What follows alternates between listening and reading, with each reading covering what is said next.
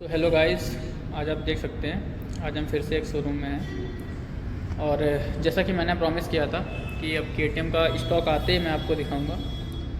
सो आज हम फिर ही ब्लूर KTM में हैं और अभी यहाँ नया स्टॉक आ ही चुका है। जस्ट 1 डे बिफोर आया स्टॉक। सो आज हम आपको दिखाने वाले हैं ड्यूक 125। ड्यूक 125 ये आपको स्पोर्ट्स बाइक में एंट्री करने का पहला स्टेज है। अगर आप न्यू स्पोर्ट बाइक में एंट्री करना चाहते हैं या न्यू ऑनर होना चाहते हैं, अगर आप फ्रेशर हैं, इससे पहले अपने नॉर्मल बाइक ही चलाइए, तो I think 125 is a best bike for you. So अभी देखते हैं इसका ब्रोशर, फिर आपको ले चलते हैं गाड़ी पे। Okay, so let's time to see the brochure. Okay, so guys ऐसा है कुछ ब्रोशर। एंड देखिए ब्रोशर का जो फ्रंट प्रोफाइल है उसमें व्हीली करती हुई ड्यूक है जो कि 390 है। एंड यहाँ पे मेंशन भी है 390, 250, 200 एंड 125। सो चलिए ओपन करते हैं इसे। सो पहला है KTM ड्यूक 390 का, उसे स्किप करते हैं, उसके बारे में बाद में बात करेंगे हम। And Duke 250, then after Duke 200। So ऐसा है कि हमें इसे क्लोज ही करना पड़ेगा क्योंकि जिस गाड़ी का हम करने वाले हैं रिव्यू वो गाड़ी है लास्ट में, KTM ड्यूक 125। सो अब चलते हैं सीधा ड्यूक 125 पे। ओके, बट एक और मज़ेदार चीज़ ये है कि देखिए यहाँ पे ड्यूक 125 व्हीली कर रही है। हाँ पॉसिबल है, जब अपनी स्प्लेंडर एंड रेडियन व्हीली कर सकती है तो ड्यूक के लिए तो नॉर्मल सी बात है। बट इसकी व्हीली आप देख सकते हैं इतना ज़्यादा हाई नहीं है जितना कि 390 जाती है। सो अब मिलते हैं आपको सीधे बाइक के ऊपर। यह है कुछ पीछे का ऐसा वॉलपेपर, आप देख सकते हैं बिल्कुल कॉर्नर हिट कर रही है बाइक। एंड एपेक्स तो 100% हिट कर ही रही होगी। आप पोजीशन देख सकते हैं, क्या ही मस्त स्क्रैपर्स स्लाइडर्स स्क्रैप हो रहे हैं ट्रैक पे। सो वो एक परफेक्ट राइडर ही कर सकता है या प्रोफेशनल रेसर ही कर सकता है। हम भी ट्राई कर रहे हैं, थोड़े दिन बाद हमसे भी हो जाएगा, ऐसी कोई दिक्कत की बात नहीं है। और इधर देखते हैं तो इधर है कुछ मर्चेंडाइज जो मैं आपको दिखाता हूँ एक बार, उसके बाद आते हैं सीधा गाड़ी पर। Guys, these are the hand guards for KTM Duke 250, 125, all the KTMs. Okay, and these are the hand guard levers. Okay, these are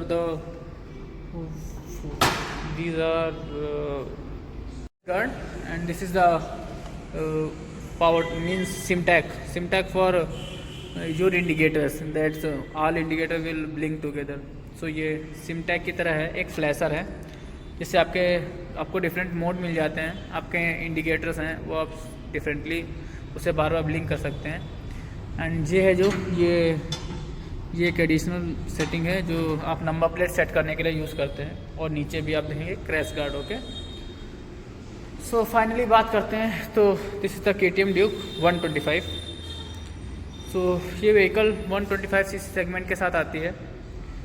and आपको एक बार मैं इसका वॉक अराउंड देता हूँ। सो इधर ही से शुरू करता हूँ।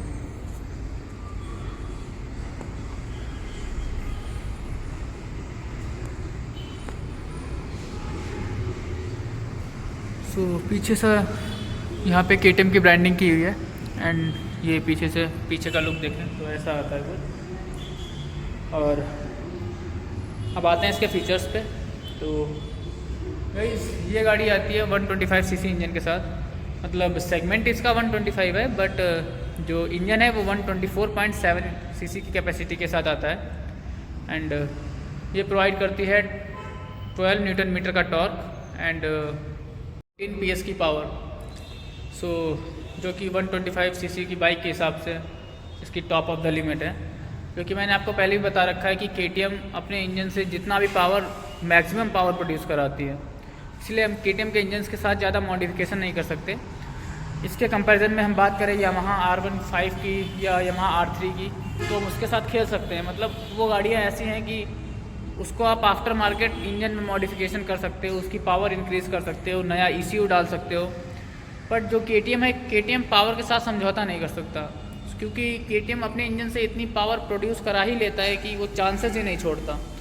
अगर आप KTM की बाइक्स में भी ECU डाल रहे हो तो आप मोटा खर्चा झेलने वाले हो या आप उतना रिस्क लेने के लिए तैयार हैं, आप तभी कर सकते हैं। ये दो ही मेन रीज़न हो सकते हैं इसके।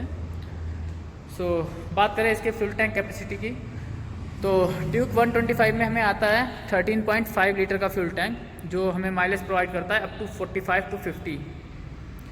सो अगर आप स्पोर्ट बाइक पहली बार ओन कर रहे हैं, स्टार्ट ही करना चाहते हैं, तो आप चाहे तो ड्यूक 125 पे जा सकते हैं।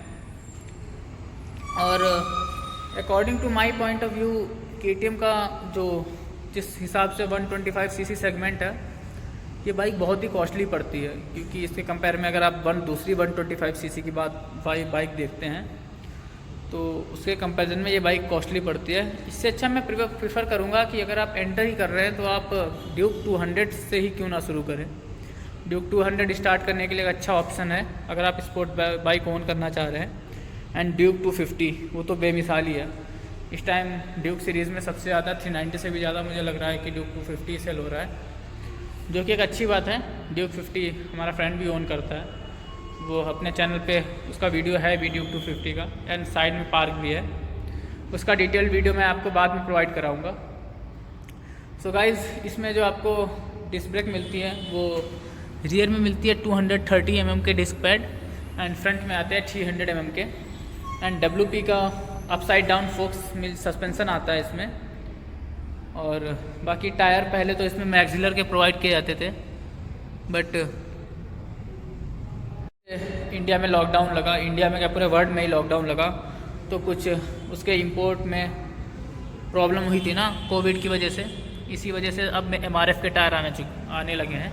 अगर पहले आप KTM का कोई बाइक ले रहे थे तो उसमें मैक्सिलर के टायर आते थे, जो कि बहुत ही अच्छी बात थी, क्योंकि KTM में मैक्सिलर के पावर जो टायर थे वही देता था। आपको पता है KTM परफॉर्मेंस के साथ समझौता नहीं करता, भले ही वो आपसे एक्स्ट्रा चार्ज करता है या कुछ भी। मतलब प्रीमियम बाइक है तो आपको वो वर्थ है उसके लिए, उसमें कोई दिक्कत नहीं है। उसी हिसाब से वो आपको मतलब जो भी जितनी फैसिलिटी है उसी हिसाब से प्रोवाइड कराता है। सो इसमें कोई दो राय नहीं है कि KTM आपसे गलत पैसा कभी नहीं लेता है। वो जो लेता है, आप प्रीमियम शिप पे जाना चाहते हैं इसीलिए KTM आपसे चार्ज करता है। और बाकी ड्यूक 125 एक बहुत ही देखा जाए तो KTM के स्टार्टिंग सेगमेंट की बाइक है। जो हमारी ड्यूक है वो सिंगल सिलेंडर इंजन के साथ आती है। मतलब क्या ही, जब 390 में डुअल सिलेंडर KTM नहीं दे रहा है तो 125 में तो क्या ही देगा। मतलब सीधी सी बात है, जब 390 सीसी के सेगमेंट में KTM डुअल सिलेंडर इंजन नहीं प्रोवाइड करा रहा है तो 125 में क्या ही प्रोवाइड कराएगा। बाकी इसमें आपको बोस का जो बाइब्रेक के ब्रेक नहीं मिलते हैं, बोस के ब्रेक मिलते हैं। इसमें सिंगल चैनल ABS आता है, जो कि सिंगल चैनल ABS आप किसी भी 125 सीसी सेगमेंट की बाइक में जाएंगे तो आपको सिंगल चैनल ABS ही मिलेगा। एंड यहाँ पे हाइलोजन लाइट है, साइड में LED है, एंड जो मेन बल्ब है वो एक हाइलोजन लाइट है। और सामने से इसका लुक कुछ ऐसा आता है। ये आपका नंबर प्लेट का सेक्शन है, एंड दीज आर इंडिकेटर्स। और बात करें इसके बटन्स की तो this is the pass switch, okay, and ये low beam, high beam, and left right turn indicator, horn, and this is the engine kill switch, and this is the self start button।